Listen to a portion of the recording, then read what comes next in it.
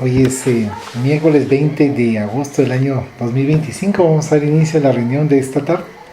Con la oración iniciamos.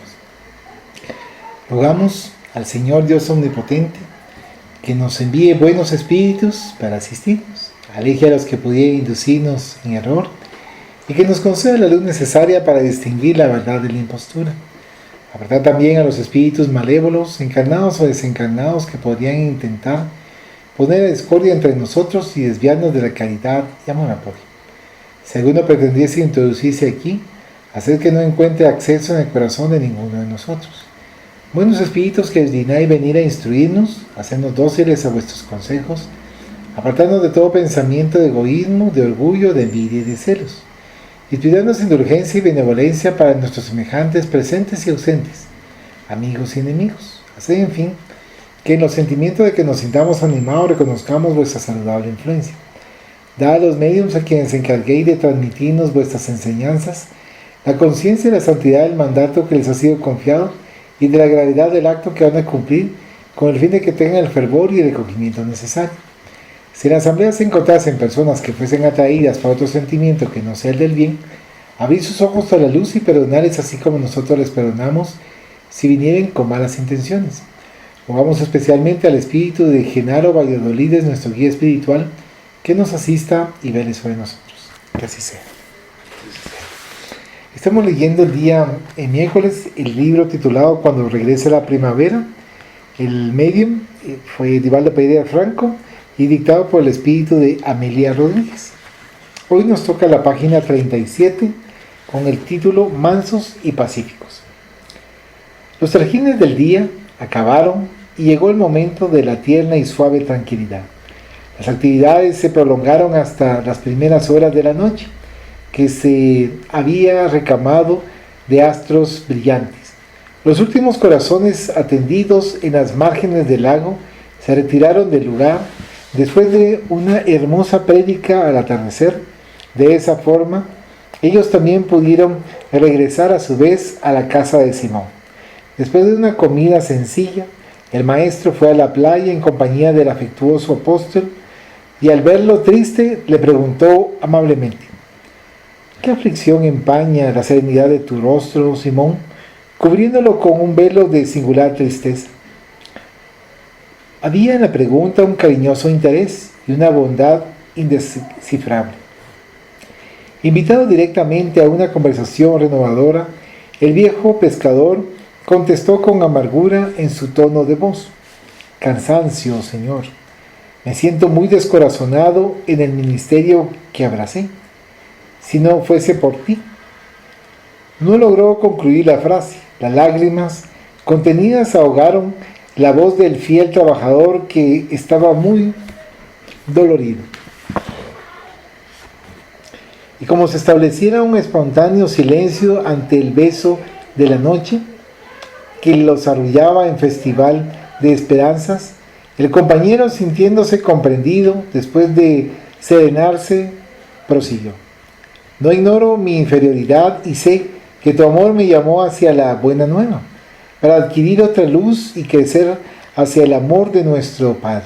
Sin embargo, a cada instante me encuentro con dificultades que me lastiman e inquietan mi alma.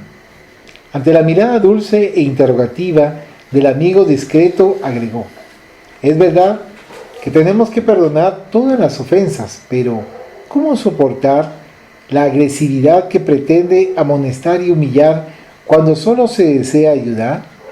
Guardando la paz en el corazón, respondió el divino benefactor.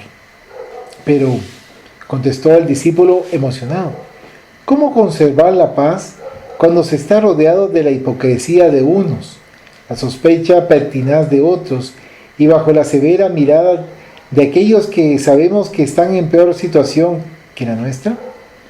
Siendo benignos al juzgar, respondió el Señor. Estoy de acuerdo en que la mansedumbre es un medicamento eficaz, replicó Pedro. Con todo, ¿no podríamos esperar que los amigos que siguen la nueva luz también se ejerciten en ello?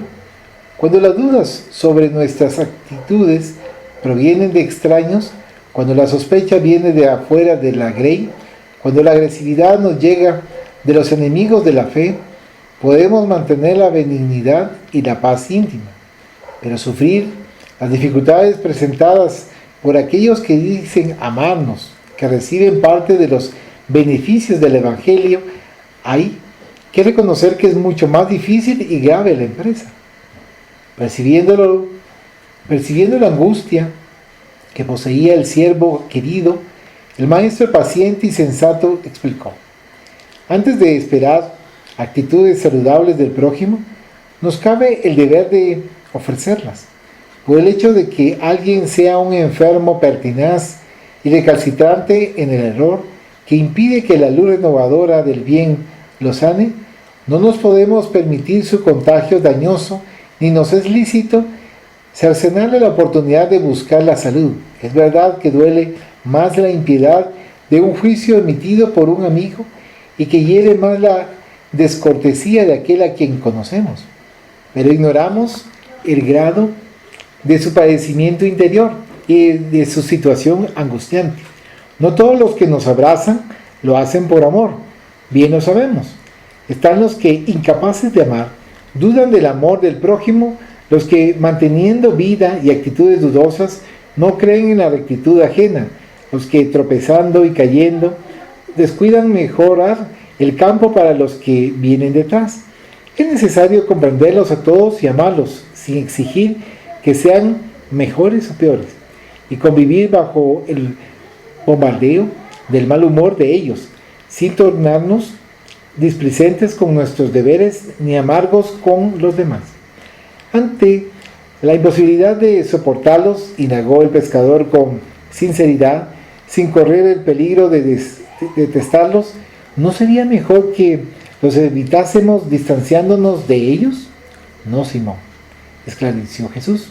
Dejar al enfermo entregado a sí mismo sería condenarlo a la muerte. Abandonar al rebelde significa tornarlo peor. Antes de tomar alguna actitud es necesario tranquilizarnos interiormente para que la mansedumbre se exteriorice de nuestro corazón en forma de bendición. En la legislación de la montaña fue establecido que son bienaventurados los mansos y pacíficos. La bienaventuranza es el mayor galardón. Para conseguirlo es imprescindible el sacrificio, la renuncia, la victoria sobre el amor propio, el triunfo sobre las pasiones. Amar a los buenos es deber de retribución, pero servir y amar a los que nos menosprecian y dudan de nosotros es caridad para ellos y felicidad para nosotros mismos. Como el cielo continuaba brillando con luces incomparables y el canto del mar arrullaba la noche ya avanzada, el maestro calló como si quisiera aspirar la suavidad de la naturaleza. El discípulo sereno y confiado, con los ojos brillantes, pensando en los futuros júbilos del Evangelio, repitió casi en un monólogo, recordando el sermón de la montaña: bienaventurados los que son mansos, porque poseerán la tierra. Bienaventurados los pacíficos, porque serán llamados hijos de Dios. Y se dejó penetrar por la tranquilidad mientras realizaba elevadas reflexiones. Este es del título Mansos y Pacíficos. ¿Qué comentario puede hacer, Guillermo? Bueno, pues justamente va en consonancia con lo que hablábamos. De que ahí sí que uno debe ser fiel y permanecer en esa búsqueda de ayuda y auxilio, sin esperar que los demás tengan esa misma predisposición, ¿verdad? La doctrina nos enseña siempre a ser muy severos con nosotros mismos e indulgentes con el prójimo, ¿verdad? Con las fallas, ¿verdad? Porque al final lo que está en nuestro control es lo que nosotros hacemos. Debemos de tener en cuenta desde el principio que nosotros estamos llevando a cabo una misión, que tenemos una tarea y que por alguna razón, por múltiples razones, ¿verdad? En el tipo de mundo que habitamos, pues nos vamos a encontrar con ingratitud, con incomprensión, con cierta maldad, ¿verdad? Por la naturaleza de nuestro planeta, pero que eso en ningún momento nos debe desanimar, nos debe frenar para llevar a cabo pues nuestra tarea, ¿verdad? Que es nuestro mejoramiento, que es la caridad, que es la solidaridad, que es pues dar un poquito de ese amor que nuestro Padre nos da en cada momento. Y eso solo lo podemos hacer con una voluntad muy, muy firme, ¿verdad? Seguimos siendo humanos, como decía el servidor, seguimos sintiendo, nos puede dañar esa intolerancia, esas palabras filosas, ¿verdad? Y dañinas, pero que pues soportarlas con abnegación, pues es parte, ¿verdad?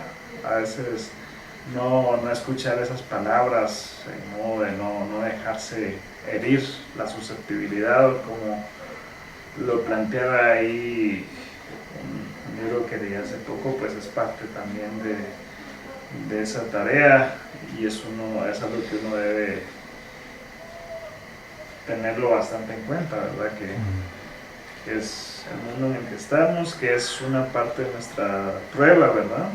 Que es imprescindible pasar por ello para demostrarnos que sí tenemos esa buena voluntad y seguir adelante, ¿verdad? Limpiarse las sandalias, limpiarse en el camino y seguir en el camino del bien siempre. Sí. No, y incluso acá nos manifiesta con respecto a las situaciones difíciles que se dan en los cercanos, o sea, en las personas cercanas en el que tienen conocimiento de la mansedumbre, en el conocimiento de la paz, pero son muchas veces los que desarmonizan el ambiente. Acá lo determina. ¿Y cómo es posible actuar con ellos?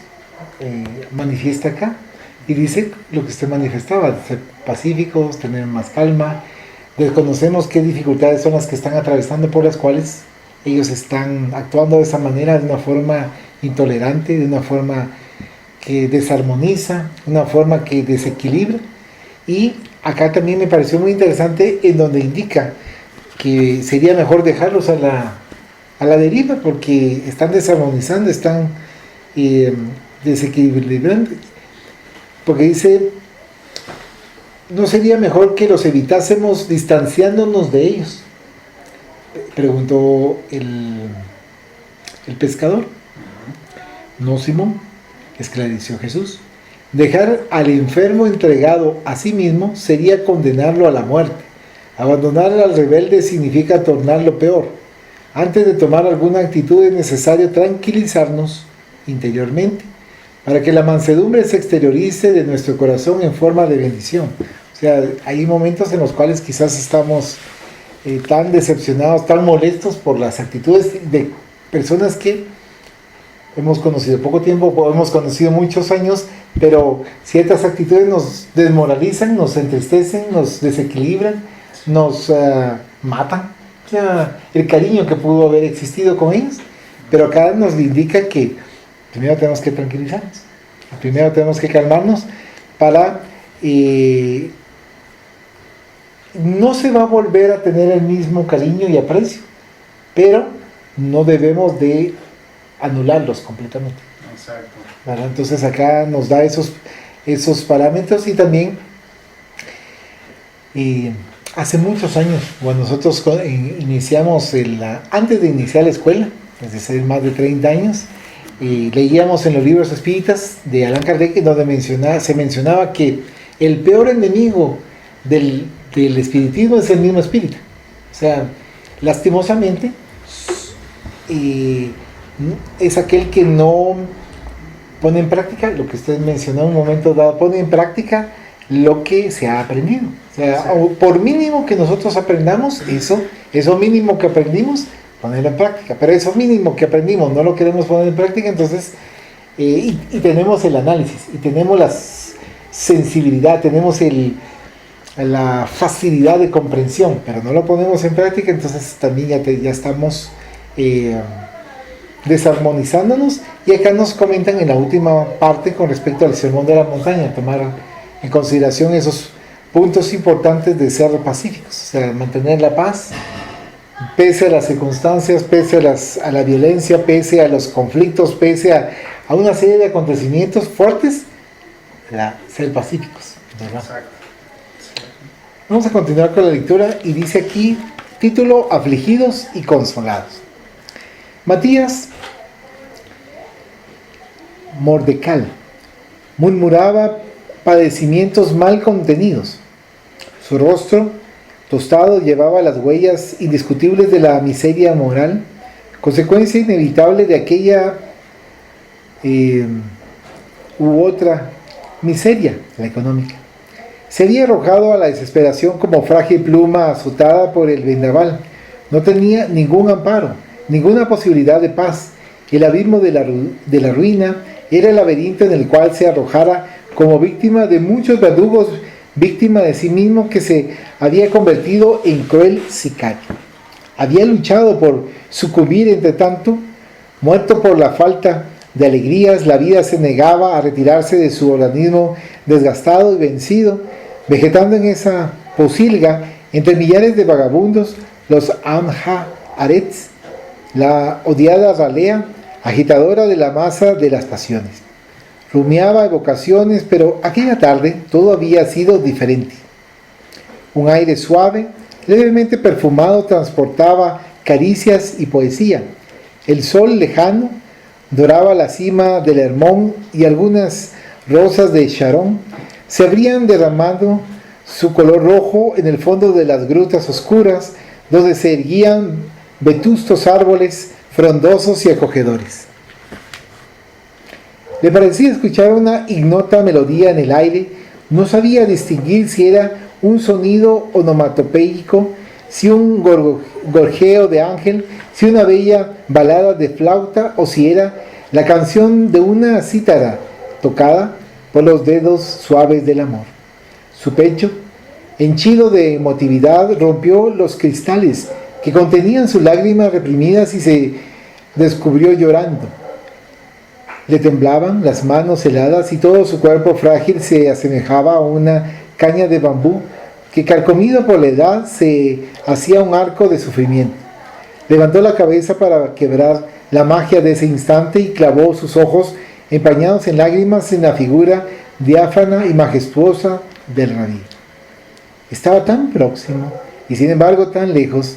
Deseó gritar la felicidad de la angustia o la angustia de la felicidad inesperada, pero su voz se estanguió en su garganta rígida. Procuró reflexionar, no pudo hacerlo. Las evocaciones retornaban incesantes. Los días felices en Acra, en la necesidad de sus antecesores, la familia enriquecida por los bienes distribuidos, la lisonja y los honores gozados. Después le afluían a la mente las sorpresas, intrigas y dificultades, la indigna expropiación y la ruina. El Sanedrín se levantó contra él, simulando justicia, y a través de móviles y leyes deprobables se vio arrastrado junto con su familia a la indigencia. Amigos y parientes le cerraron las puertas. Los acontecimientos políticos lo condujeron a un amargo caos. La esposa falleció de vergüenza y dolor. Los hijos crecidos y educados lo abandonaron sin ninguna explicación. Solo quedaron con él el dolor, la ofensa, el descrédito, la amargura y la aflicción. Todo, repentinamente, los poderosos disfrutaban con regocijo. Él también había bebido de la copa embriagadora del éxito y ahora sorbía el ácido y la hiel de una cruda aflicción, igual o peor que los demás infelices, porque no estaba acostumbrado a las privaciones de las comodidades. Se había unido a una multitud de los parias. Aquellos eran los días de los parias que abundaban. Hombres probos que habían sido arrojados a la desdicha, víctimas de las ambiciones ajenas. Era la escoria de la sociedad incrementada por otra escoria moral, la rebeldía.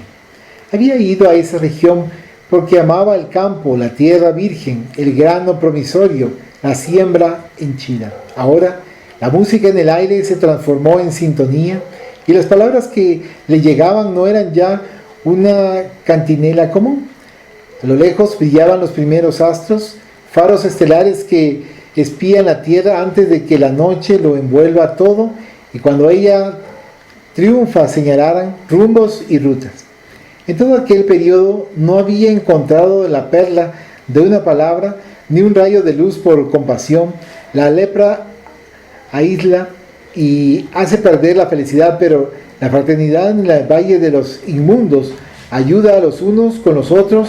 Reflexionó, entre tanto, en el valle de los hombres afligidos, los que padecen de la lepra económica, social y moral, la rapiña devora las esperanzas y el despecho minan las posibilidades arrastrando con cualquier ilusión.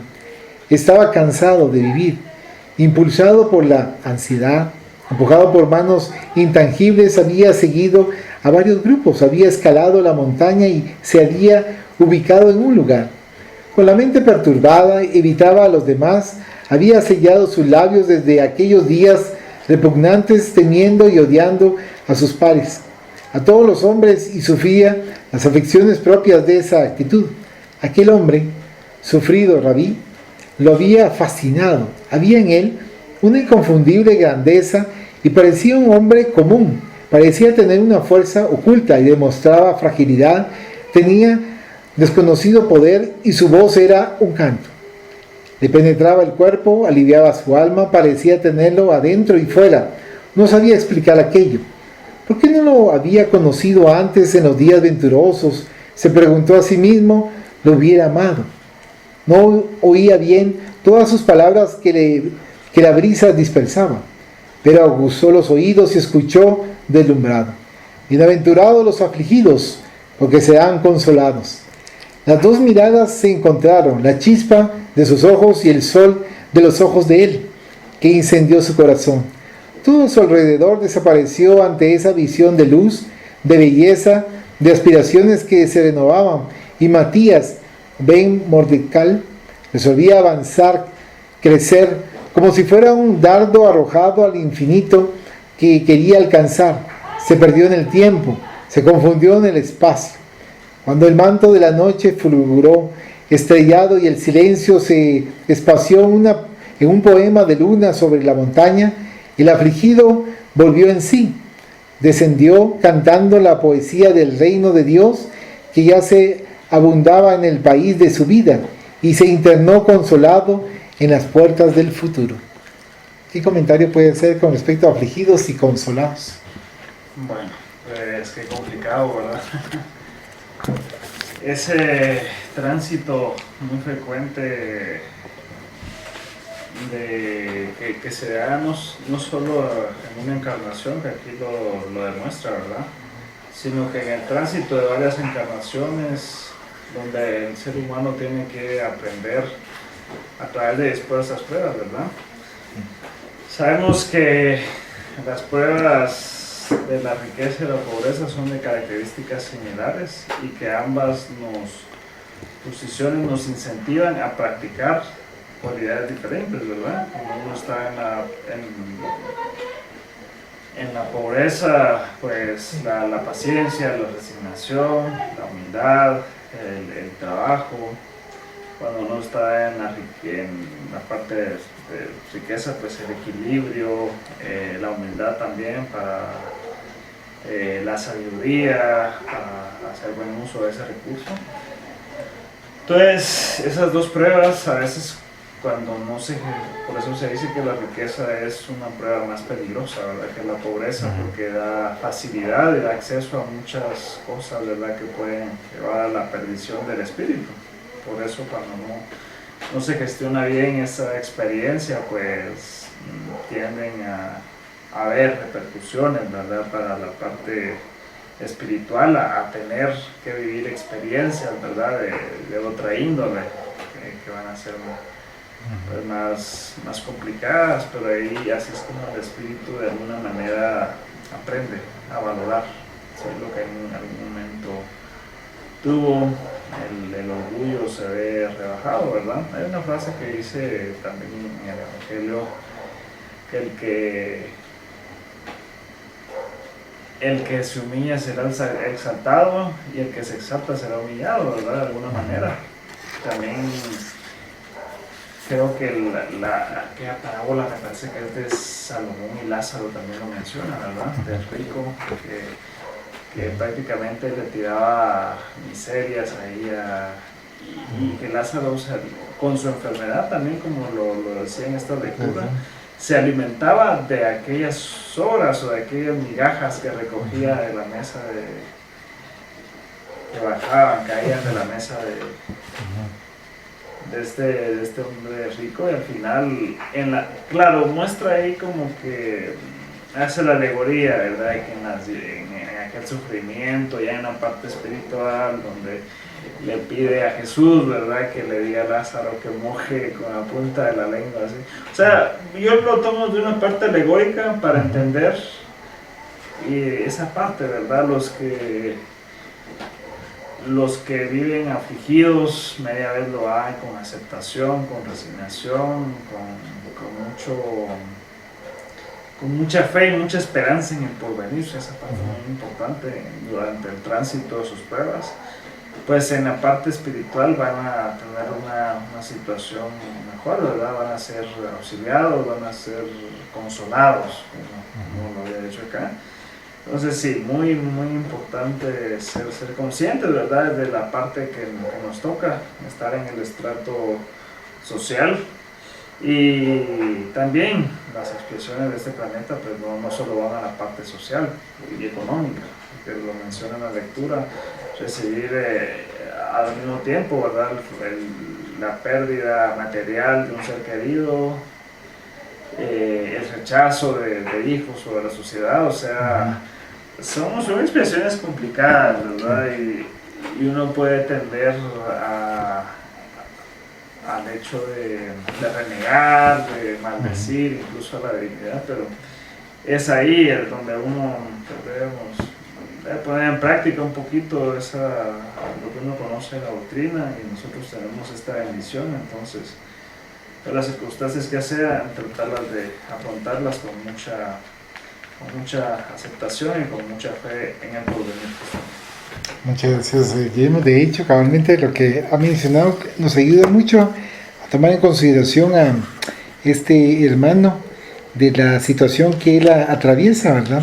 De la situación difícil, de cómo él, en un inicio él estaba bastante bien, estaba holgado, tenía a su esposa, tenía a sus hijos, pero posteriormente lo que sufra y lo que la situación que atraviesa es muy compleja, es muy triste también, si lo podemos ver de esa manera, por lo que tiene que atravesar esas circunstancias fuertes, pero que tiene el consuelo, y que dentro de esas dificultades, dentro de ese grupo de hermanos que están en esa situación difícil, atravesó la alegría de poder conocer, de ese canto, de esa alegría, de esa monotonía, como bien decía usted en un momento dado, había la esperanza, sí, la confianza, la tranquilidad, y llega un momento dado en que, viendo ese tipo de historias, decimos, pero ¿cómo es posible que Dios permita? Lo que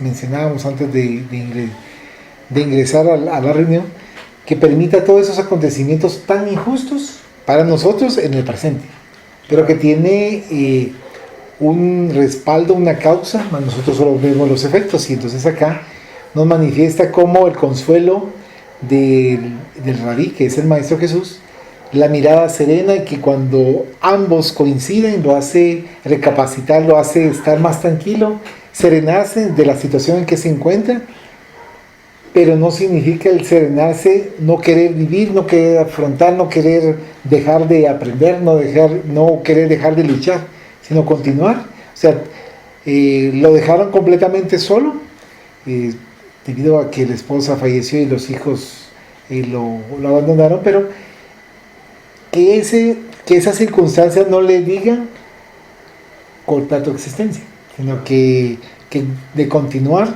y de saber que en todo instante y en todo momento siempre estamos siendo asistidos por seres tanto encarnados como desencarnados, conocidos y no conocidos, pero que están velando para que nosotros nos superemos, ¿verdad? Muchas gracias. Ahora tenemos en la siguiente lectura, dice: ausencia, presencia. Al iniciar su ministerio, él abandonó transitoriamente la convivencia de los amigos y se ausentó durante 40 días, en los cuales fue a comulgar con Dios en extenuante ayuno, Para poder convivir con los hombres después de la crucifixión, resucitado durante 40 días, él se demoró entre los compañeros ofreciéndoles su presencia amorosa para que confiase en el ministerio abrazado. La ausencia lo hizo resurgir en fulgurante presencia. La presencia de Jesús permanece en la tierra a pesar de la avasalladora ola de materialismo y de utilitarismos humanos, penetrados los corazones y fortaleciendo a aquellos que se le unen, tomando a los pigmeos en gigantes y a los esclavos en hombres libres interiormente. No solo los santos y místicos registran su presencia en los momentos de éxtasis y grandilocuencia. También los constructores de naciones nuevas, los científicos y técnicos que penetran la intimidad de las formas y descubren los intrincados mecanismos del cuerpo humano que se transforman en inagotables fuentes de estudio y observación. El artista y el esteta lo sienten y se deslumbran, magnetizados por su fuerza trascendente y renovadora. De Francisco de Asís a Teresa de Ávila y a Alberto Schweitzer, con uno a su vez sintió la magia de su presencia, produciendo en ellos una grandiosa fuerza que los vitalizó e impulsó a transformarse a sí mismos y a transformar a los hombres y a la época en la que vivieron.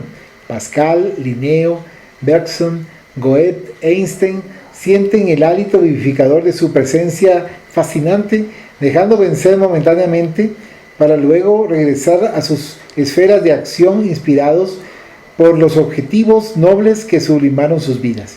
Siempre Jesús. Los que lo detestan no logran escapar de su presencia donde quieren que estén o se refugian. Se sienten perseguidos por su suave mirada y por la dulzura de su voz, impregnados por los conceptos que él emitió y de los cuales no logran liberarse. Eran aquellos los días de dolor, de luto, de nostalgias, una nostalgia punzante como una daga clavada en el alma que los hacía recordar al amigo que hacía poco se dejara elevar en una cruz para resurgir. Las vagas noticias sobre las persecuciones inmediatas atemorizaban al grupo, pero aquel día había llegado la feliz recompensa, la buena nueva. Él había desaparecido del sepulcro antes cerrado y ahora vacío. Una exvendedora de ilusiones había sido la mensajera de la noticia, pero su narración dejaba esperanzas y sospechas. Ellos habían salido de Jerusalén a la hora sexta, sofocados por la intensidad del calor. La tierra ávida, calcinada, oscura, se presentaba triste y yerma bajo un cielo abrasador cargado de nubes sombrías. Caminaban sumergidos en sus propias reflexiones, eran dos amigos, y sin embargo caminaban solos. Regresaban al seno de sus familias después de las contradictorias emociones vividas en los últimos días. A los júbilos de la entrada de Jerusalén le sucedieron las sombras desdichadas del Calvario. Dialogaban por momentos, en el entusiasmo de los diálogos que se hacían cada vez más ardientes al evocar los recuerdos pasados, oían la interferencia de un extraño que les preguntaba: ¿de quién habláis vosotros? Pararon tristes. Cleofás interrogó: ¿o por ventura ignoráis lo que sucedió en Jerusalén estos días? ¿Serás el único? ¿Eres extranjero? Y explicaron sucintamente los trágicos acontecimientos. El hombre que se había acercado a ellos los interroga, se interesa, oye y dice: oh, insensatos y lentos de corazón para creer en todo lo que los profetas dijeron. Entonces les narra con ardor las escrituras, evoca los textos antiguos, los profetas, se emociona y los emociona y deslumbra. Lucas anotó que los viajeros no lograban identificar al extraño por tener los ojos cerrados. No obstante, se sienten gratificados por las estrellas de sabiduría que adornan los labios del gentil compañero. Cae la tarde. Emau dista de Jerusalén 60 estadios.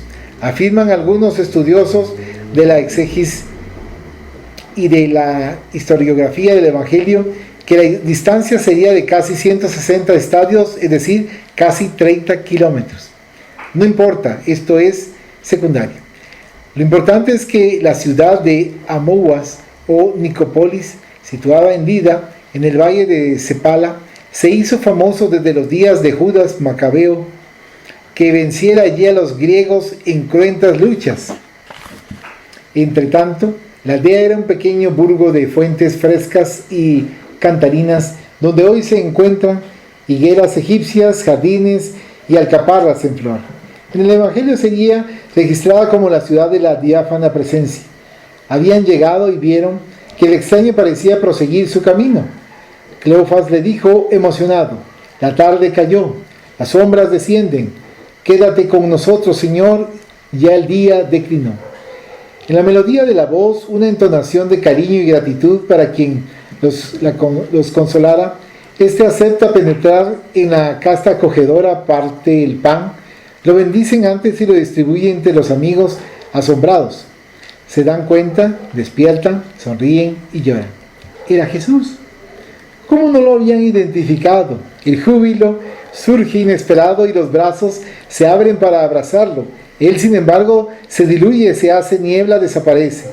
El estupor los domina, las manos transpiran y tiemblan frías. No pueden reprimir la alegría y enseguida retornan para contar el encuentro. Lo hacen con emoción sorprendente y con un regocijo insuperable. Quedarán en la historia de hecho, y lo sucedió antes. El Señor los había llamado insensatos y después los había bendecido. Nunca os dejaré solos, había dicho anteriormente. Atestiguando la veracidad de la promesa, aún hoy, en los torpes y oscuras sendas de la vida, por los interminables caminos de la guerra humana, en lo cotidiano de la lucha de la evolución, la presencia de Jesús es seguridad y fuerza para todos aquellos que confían en Él, aun cuando el fragor de las tempestades parece aniquilarlo todo. Él irrumpe desde adentro del corazón y calma con confianza, ofreciendo la resistencia y el equilibrio necesarios para la victoria. No hay nadie que esté solo, nunca en abandono. Aquel que se siente despreciado es porque lo abandonó y dejó de registrar sus vibraciones. Envileció el alma, desconectó los registros psíquicos, se debilitó íntimamente, huyó. Sin embargo, en cualquier momento en que se sosiegue y ore, Él surgirá triunfante y amigo, impregnando el alma, alimentándola de entusiasmo para superar las vicisitudes. La Emaús simbólica aparece ante nuestros ojos. Los diálogos pesimistas se repiten, la vida se prolonga, pero en una curva del camino Él aparece y dirige la conversación, reafirmando el coraje y conduciendo hacia adelante. Donde estés, como te encuentres, de la manera que quieras, intenta sentir su presencia y nunca te alejes de Él. 40 días estuvo ausente en ayuno, preparándose, 40 días de presencia sustentando la era de la libertad total y de la glorificación perenne. ¿Algún comentario? Ausencia y presencia. Sí.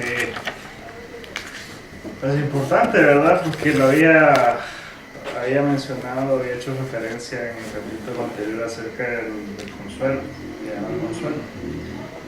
Y el consuelo es Jesús, no solo porque de un momento a otro pues Él nos vaya a liberar de todo, sino que Él con su presencia, con su ejemplo, ahí sí que es, como le decimos, el Maestro Jesús, porque es nuestra guía, a la que nosotros podemos aspirar a seguir, a tomar sus enseñanzas, a tratar de aplicar algo de ello en el día a día.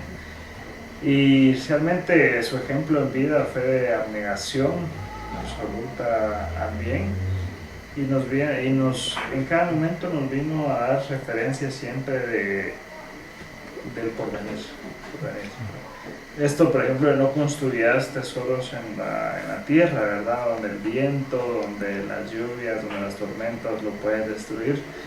Más bien, preocuparos por construir tesoros en el cielo, donde no habrá nada, ¿verdad?, que lo pueda destruir. Por ejemplo, cimentar en roca, ¿verdad? O sea, tantas referencias, tantos ejemplos, tantas alegorías que nos dio Jesús, ¿verdad? Pues dándole una interpretación más profunda, nosotros podemos dar cuenta que sí, nos habla del porvenir. Por eso tanta importancia en hacer el esfuerzo en el día a día, de transformarnos, independientemente de lo que nosotros vivimos en el momento, ¿verdad? Porque esas pruebas, esas situaciones que nosotros pasamos son temporales. Hay un dicho que dice no hay mal que dure 100 años ni cuerpo que los aguante. O sea, toda prueba, toda situación de expiación llegará a su fin en algún momento, y ahí nuestra propia conciencia examinará y dictaminará qué tanta resignación, qué tan bien actuamos en esos momentos, ¿verdad? Y va a ser esa prueba de ese sacrificio que nosotros hemos tenido para llevar, ¿verdad? Un mensaje de amor, y Jesús es la viva expresión de ello. Y también hace referencia al tema de la fe, de que debemos tener mucha fe, y por eso decía eso de insensatos, ¿verdad?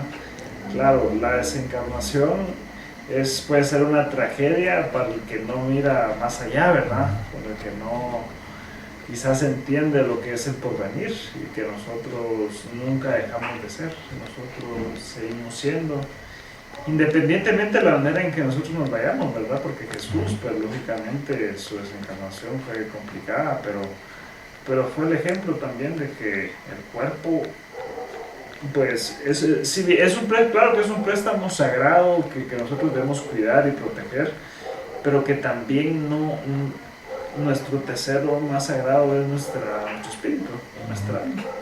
Entonces que se puede, en un acto así que de ejemplo, sacrificar el cuerpo por el hecho de brindar un mensaje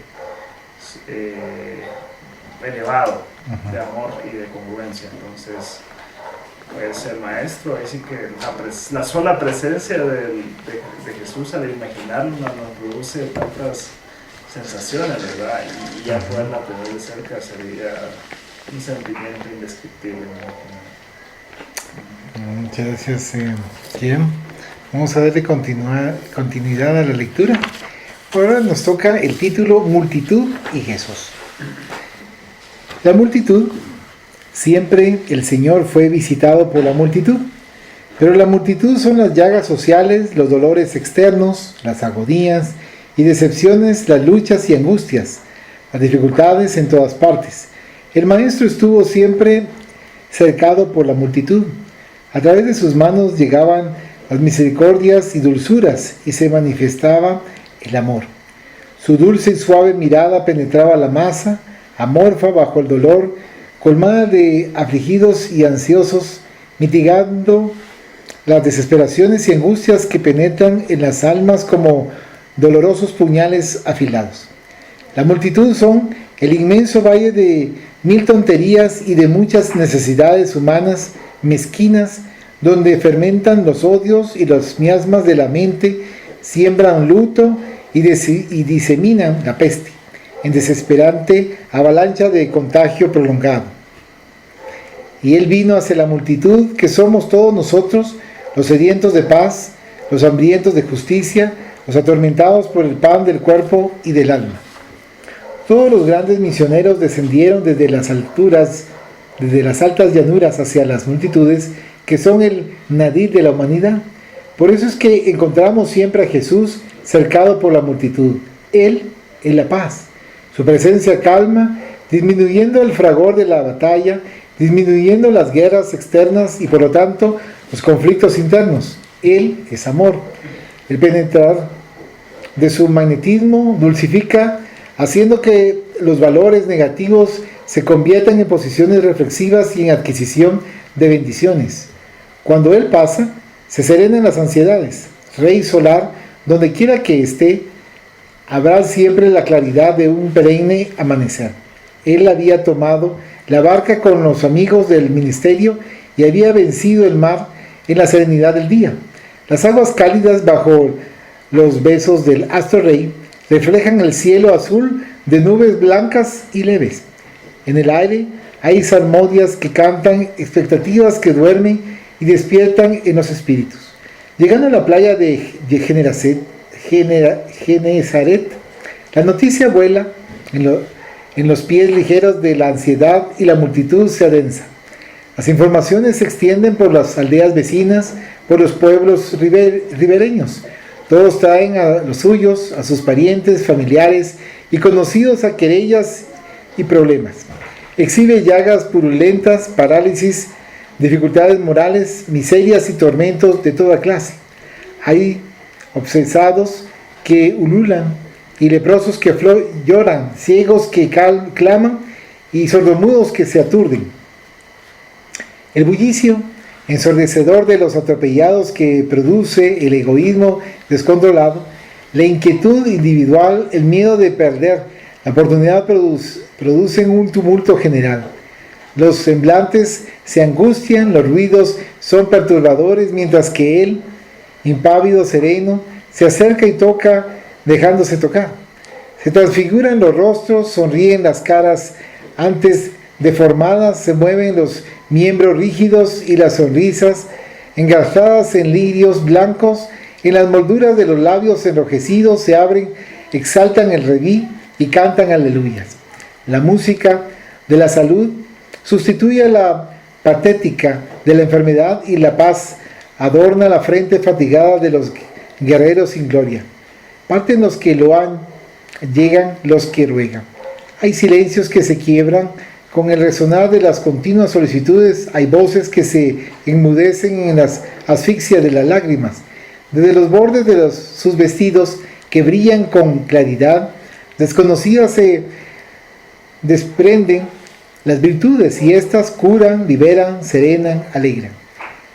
Genesaret tiene su apogeo, se encuentra con el profeta, el rabí, el aguardado. Se reviste de misericordia y todos se alborotan. Narran los evangelistas que en aquella ciudad humilde y hermosa ocurrieron todos los milagros que el amor produce. Entre tanto, por encima de esas expectativas y conquistas transitorias, Jesús profundiza el futuro con su mirada y descubre más allá de los paneles que sucederán en el porvenir, la nueva humanidad desprovista de opresiones dolorosas, constrictivas y justicieras, con las cuales el hombre se libera marchando hacia el Padre. Hasta ese momento el Señor sabe que los hombres aún son sus necesidades inmediatas y tormentosas en lenta agonía. Durante muchos siglos resonarán las voces de las multitudes necesitadas y lentas en demorado festival de lágrimas. Aún hoy, evocando los acontecimientos de Genesaret, nos encontramos con multitudes buscando las soluciones inmediatas para el cuerpo y con el pretexto de estar atendiendo el espíritu, se disculpan de las pasiones aparentando mantener los compromisos con Jesús mediante un comercio que nada tiene que ver con las enseñanzas y conquistas imperecibles.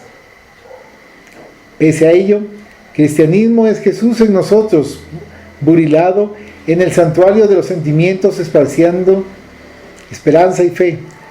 Atendamos a la enfermedad, a la viudez, al abandono, a la soledad y al hambre, sin olvidarnos de que, reviviendo al Maestro insuperable, los inmortales que ahora retornan buscan esencialmente liberar al hombre de sí mismo, destrozando los hilos esclavizantes que lo amarran a las prisiones soeces del primitivismo espiritual de cada uno,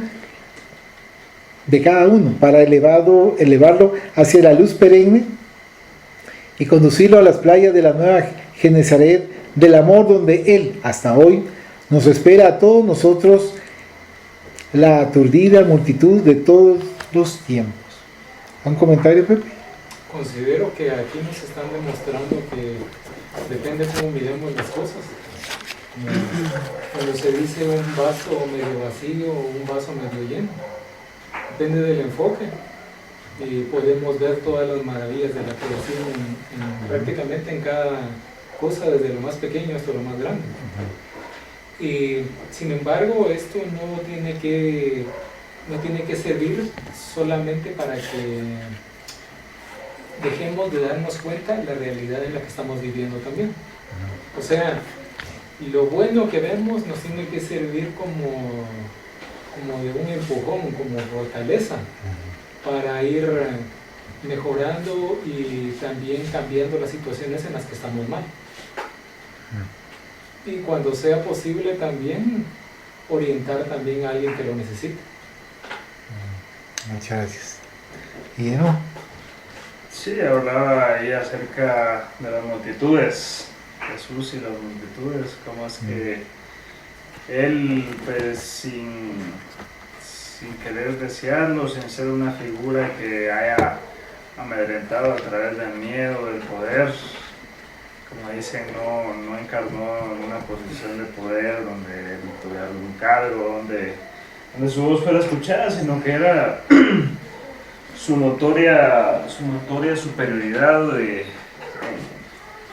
la espiritual, ¿verdad? O sea, y eso al final lo percibía cualquiera que estuviera cerca, podía percibirlo. Cuando él se infiltraba, cuando decían de que él expulsaba demonios, en realidad lo que pasaba era que, o sea, su energía era tan potente, su vibración, que a la hora de acercarse a algún obsesor, entonces el obsesor por esa energía, por esa luz, por esa potencia tan fuerte, se amedrentaba de alguna manera, ¿verdad? Y se alejaba, o sea, como uno cuando está en la oscuridad y uno abre los ojos y de repente está lleno de luz, pues uno ahí claro. Entonces, eso es lo que pasaba. Entonces también nos da una referencia de que somos energía, y que esa energía pues es nuestro deber y irla cambiando, ¿verdad? Poco a poco, nuestra propia energía, nuestra propia vibración. Y cuando nosotros no estamos tan compenetrados y tan comprometidos en el Dios, pues es fácil que arrastrarnos a esa otra vibración, un poco más densa, ¿verdad? Un poco más oscura, de tanto desengaño, de ignorancia todavía, de padecer ciertas situaciones, ¿verdad? De las ilusiones materiales, de las pasiones y de tantos aspectos que aquí hacía referencia que aún nos falta, ¿verdad? Como humanidad de un poco irlos desviando, irle dando paso a la parte espiritual, a nuestra parte trascendente, y de seguir el ejemplo, ¿verdad? Que Jesús, como decía en el capítulo pasado, no solo es presencia, no solo es salvación, ¿verdad? Como alguna religión lo puede haber interpretado, sino también que es guía y es orientación para nuestro propio espíritu. Y él decía algo también de que cosas más grandes harán ustedes. Pero claro, hay que seguir ese mismo camino, ¿verdad? Hay que llegar a tener ese tipo de méritos espirituales y algún día, ¿verdad? No sabemos dentro de cuántos años, siglos, milenios, sí, nuestro espíritu alcance esa dimensión, pero bueno, de pasito a pasito es que seguía lejos, ¿verdad? Sí. Muchas gracias por los comentarios. Vamos a continuar con la lectura y tenemos ahora el título, La entrevista. Estaban aún en el aire balsámico las dulces vibraciones del mensaje recientemente dado. Por las mentes renovadas resurgían las lecciones como sublime cantilena que debería impregnar indeleblemente a aquellos espíritus sedientos de luz. El rabí había estado oreado por una extraña y fascinante claridad que irradiaba en tonos suaves y penetraban los sentimientos iluminando interiormente. El manto de la noche en silencio acompañaba a las onomatopeyas de la naturaleza, exhalando sonidos y entonando himnos en sublimes loas. Era primavera en Israel, la propia florescencia del campo se había tornado inconfundible marco para el cantor divino. Se podía asegurar que los límites del reino de Dios se ampliaban y los dos mundos se entremezclaban ya a través del puente invisible y poderoso del amor. La entrevista había sido programada desde la víspera. No se trataba de una persona cualquiera. Aquel personaje respetable se encontraba de paso por la humilde Galilea y después de oír variadas noticias sobre él, resolvió dialogar con el profeta peregrino. Los sencillos pescadores se sentían honrados con la presencia de ese hombre ilustre que se dignaba oír a Jesús. Naturalmente, no había accedido a ir a la plaza del mercado o a la romántica playa donde él hablaba. Prefería un diálogo discreto debido a la posición social que poseía. En aquella época el país era una madriguera de lobos ambiciosos que se devoraban entre sí. Por eso admiraba el coraje del Galileo que combatía la ley con serios argumentos y sustentaba el poema del amor, mientras la usura y la ambición se disputaban entre los despojos de los vencidos. Entonces, a través de terceros, el encuentro fue convenido. Había en la casa de Simón un ambiente de fiesta, una ansiedad de júbilo. Cuando el venerable extraño se hizo anunciar por medio de un siervo diligente que lo acompañaba, fue conducido a la pérgola natural del patio de la residencia, donde, en tosco banco de piedra, el maestro paciente aguardaba. En él, semblante diáfano del Señor, se mezclaba la bondad, la ternura, la compasión. Era la forma habitual que él tenía de atender a los necesitados, a las aflicciones de las masas de los hombres. «Señor», exclamó el viejo pescador, visiblemente emocionado, «aquí está el fariseo Jocaba ben Mordecai, que nos oyó hablar de tu palabra e interesado por la construcción del nuevo mundo, honra nuestra casa». El visitante ilustre, habituado al formalismo inoperante, se curvó en actitud de respeto y cuando irguió la cabeza se encontró con los tranquilos ojos de Jesús que lo penetraban dulcemente como si tradujesen la inocencia de una criatura confiada. Desacostumbrado a la pureza, Mordecai se estremeció levemente e iniciando la entrevista completó su presentación.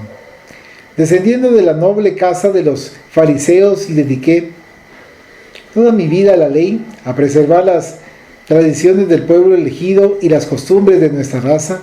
Con todo, no puedo negaros que los postulados de ese mensaje nuevo del que os hacéis portador me fascinan el alma en este cuerpo envejecido y experimentado.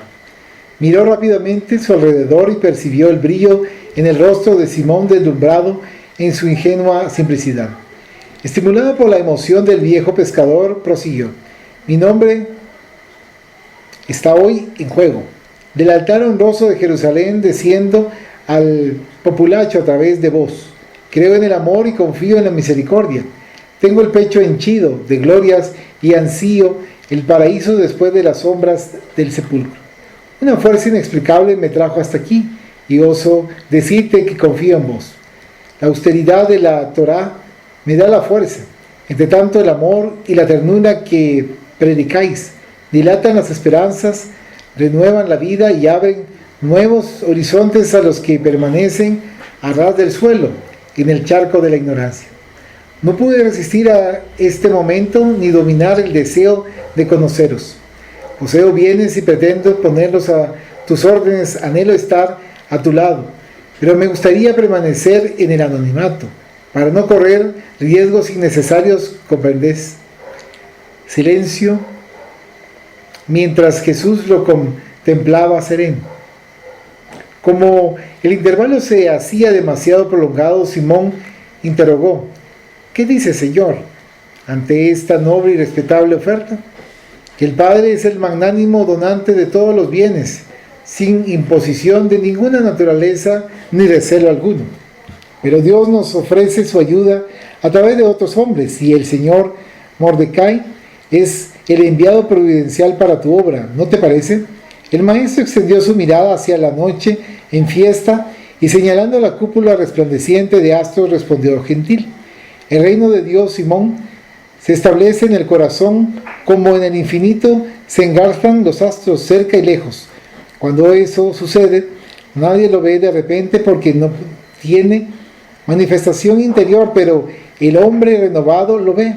Es muy distinguida la oferta del venerable e ilustre Mordecai, pero el Padre, por mi intermedio, está llamando a aquellos que no tienen un nombre que perder ni una posición destacada de la que se puedan caer. Son significativos y valiosos los bienes y tesoros que esparcen esperanza y comodidades, disminuyen el dolor y renuevan la alegría de vivir. Con todo, la dádiva de la que soy portador no depende de los bienes externos, ilumina interiormente, liberando de todas las necesidades que engendran el hambre y el dolor, el problema y la lucha.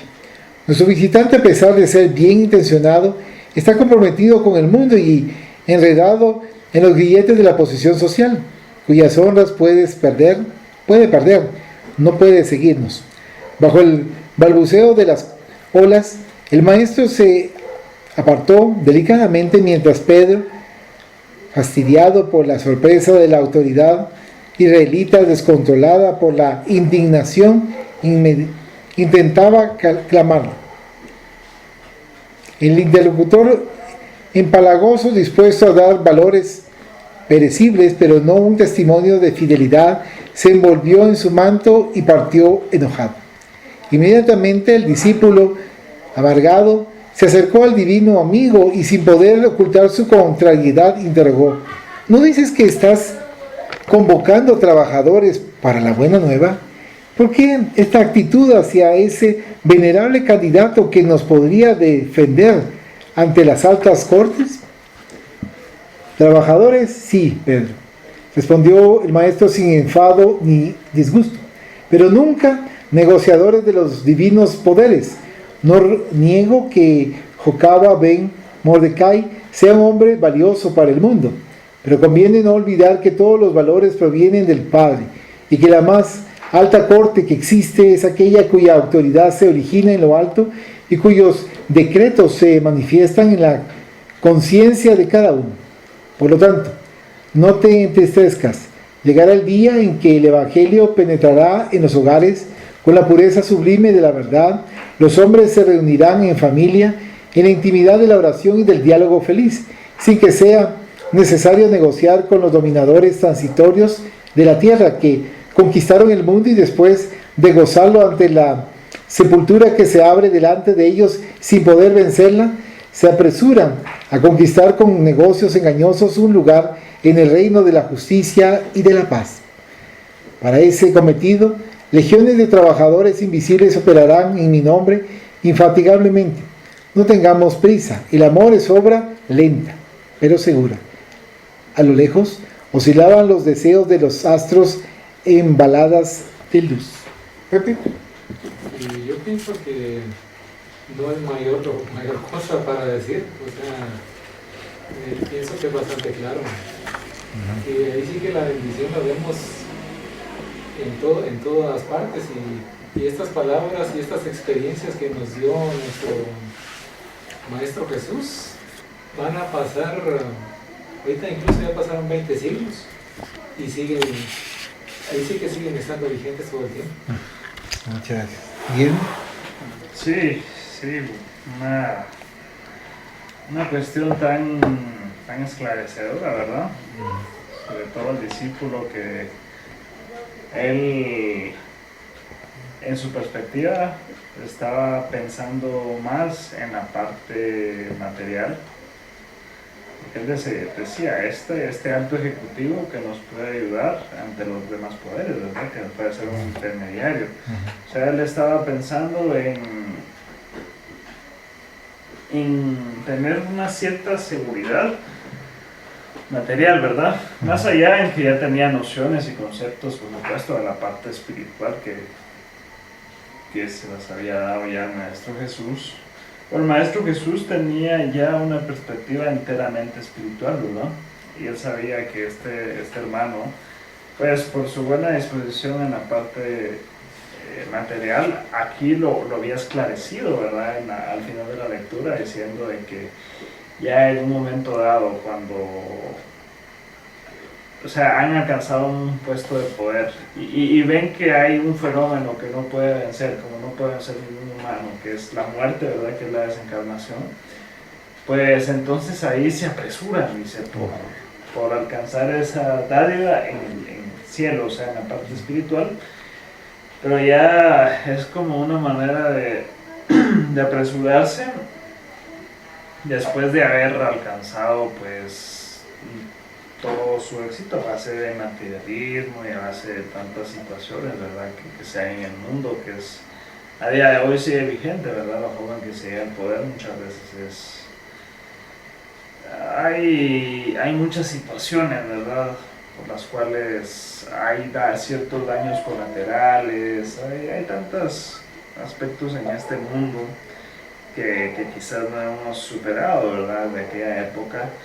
Entonces Jesús era alguien tan elevado que tenía esa capacidad de percibir lo que había en los corazones De cada uno. de cada uno. Ajá, entonces él podía saber ahí conocer cuál era la intención, cuáles eran las razones, cuál había sido su pasado incluso, ¿verdad? Entonces, en esa parte de una lección aparte de poner prácticamente en esa balanza todo el peso en la parte espiritual. Y esa frase que dijo también de que el mensaje de amor es lento pero seguro. O sea, que él sabía que no iba a ser en los años que él estaba encarnado, incluso en los pocos próximos años de que su mensaje se iba a expandir en el mundo. Y él incluso podría llegar a saber de que su mensaje iba a ser malinterpretado, pero han pasado los siglos y sigue con esa certeza de que el mensaje verdadero, que el mensaje profundo de amor, de caridad, pues cada vez de manera progresiva, poquito a poco, ha llegado a tener más calado, ¿verdad? Que ya cada vez, poquito a poco, se va uno despojando de la parte más tradicional de su mensaje, o de la parte que pudo haber sido malinterpretada, y uno va llegando a encontrar, ¿verdad? Esa parte pues, más sutil de su verdadero mensaje, que pudo haber sido malinterpretada, distorsionada por muchos años, pero siempre iba a llegar el momento en que cada uno pudiera llegar a conocer la verdad, ¿verdad? Y la verdad nos hará libres como alguien hoy. Muchas gracias. Entonces finalizamos aquí la lectura de este libro que es Cuando regrese la primavera.